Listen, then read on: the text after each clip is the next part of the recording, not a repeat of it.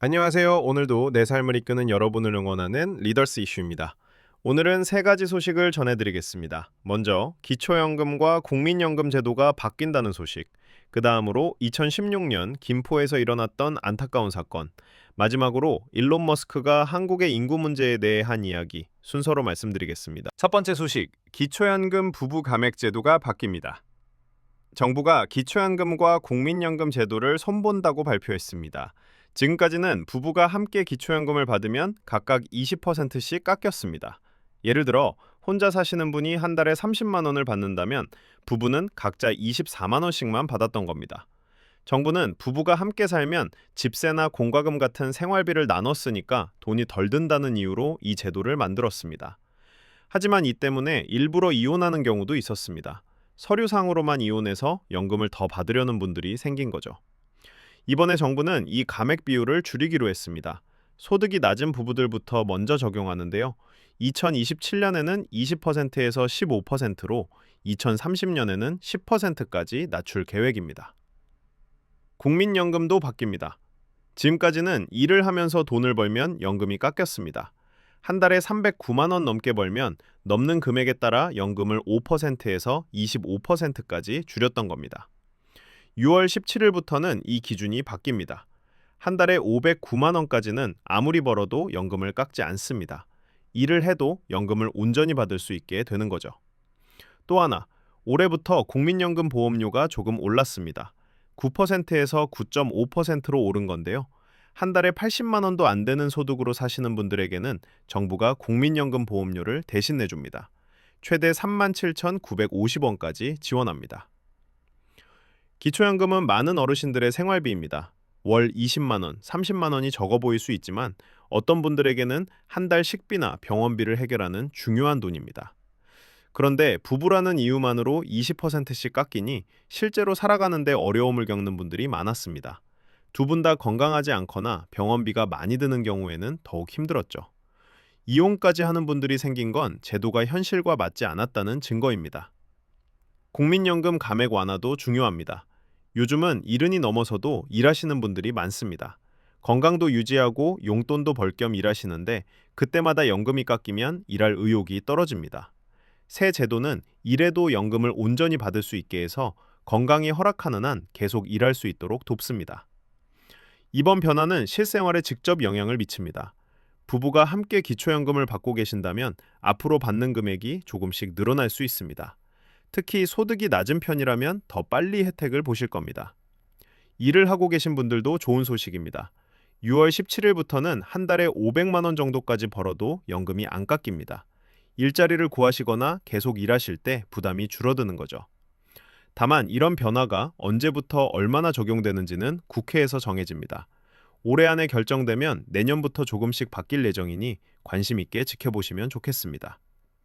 본인이 해당되는지 궁금하시면 가까운 주민센터나 국민연금공단에 문의하시면 자세히 안내받으실 수 있습니다. 두 번째 소식, 2016년 김포 사건이 다시 조명되었습니다. 지난 8일 한 라디오 프로그램에서 2016년에 있었던 한 사건을 다시 다뤘습니다. 당시 한 어린아이가 병원으로 옮겨졌지만 끝내 생명을 잃었습니다. 아이의 상태를 확인한 의료진이 관계 기관에 신고했고 함께 있던 보호자가 조사를 받게 되었습니다. 초기에는 보호자가 아이에게 심각한 상해를 입힌 사건으로 알려졌습니다. 그런데 조사 과정에서 예상하지 못한 사실이 드러났습니다. 숨진 아이는 보호자의 조카가 아니라 실제로는 그 여성의 친자녀였던 것입니다.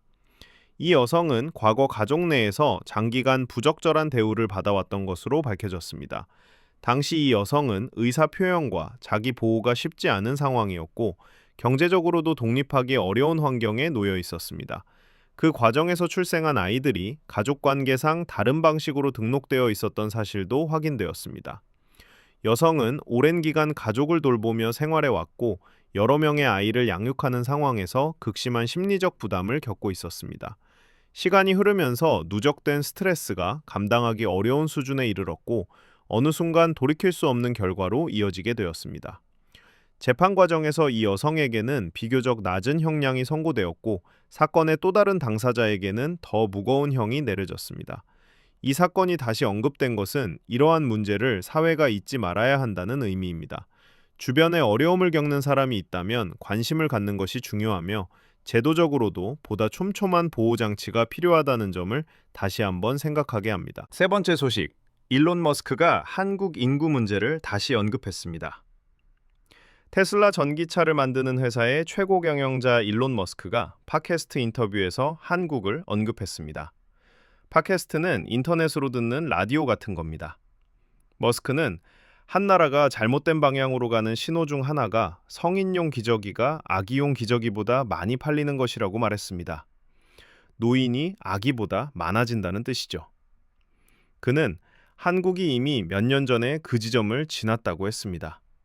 한국의 출산율은 인구를 유지하는 데 필요한 숫자의 3분의 1밖에 안 된다고도 했습니다. 보통 인구를 유지하려면 여성 한 명이 평생 2.1명 정도의 아이를 낳아야 하는데 한국은 0.75명에 그친다는 겁니다.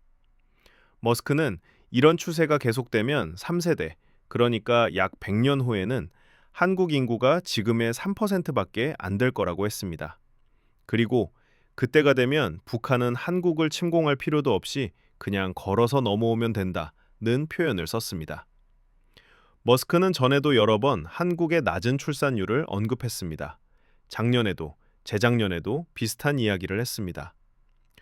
세계적으로 유명한 기업인이 계속해서 한국을 예로 들며 인구 문제를 이야기한다는 건 그만큼 한국 상황이 심각하다는 뜻입니다. 실제로 통계를 보면 한국은 세계에서 출산율이 가장 낮은 나라입니다. 아이를 낳지 않는 게 아니라 못 낳는 상황이 된 거죠. 젊은 세대는 집값이 너무 비싸고 교육비가 많이 들고 일과 육아를 함께하기 어렵다고 말합니다. 결혼도 늦어지고 결혼을 해도 아이를 낳지 않는 경우가 많습니다. 인구가 줄면 여러 문제가 생깁니다. 일할 사람이 줄어들어 경제가 어려워지고 세금 낼 사람은 줄고 복지가 필요한 노인은 늘어납니다. 젊은 사람 한 명이 더 많은 노인을 부양해야 하는 구조가 되는 거죠. 이 문제는 지금 살고 계신 여러분에게도 관련이 있습니다. 인구가 줄면 연금이나 건강보험 같은 제도를 유지하기 어려워집니다. 일하는 사람이 내는 돈으로 은퇴한 분들을 돕는 구조인데 일하는 사람이 계속 줄어들면 이 구조가 흔들립니다. 병원이나 요양시설에서 일할 사람도 부족해집니다. 돌봄이 필요한 노인은 늘어나는데 돌봐줄 사람이 없는 상황이 올 수 있습니다. 지방 같은 경우는 이미 젊은 사람이 거의 없는 곳도 많습니다. 동네 가게가 문을 닫고 버스 노선이 줄어들고 병원도 멀어집니다. 다만 정부도 이 문제를 알고 여러 대책을 내놓고 있습니다. 육아 지원을 늘리고 주거 문제를 해결하려고 노력하고 있습니다. 단기간에 해결될 문제는 아니지만 우리 모두가 관심을 가지고 지켜봐야 할 일입니다. 오늘은 세 가지 소식을 전해드렸습니다. 기초연금 부부 감액이 줄어들고 국민연금 제도가 개선된다는 소식, 2016년 김포에서 일어난 안타까운 사건, 그리고 일론 머스크가 한국의 인구 문제를 언급한 이야기였습니다. 저희는 또 새로운 소식으로 찾아뵐게요. 좋아요와 구독은 큰 힘이 됩니다. 감사합니다.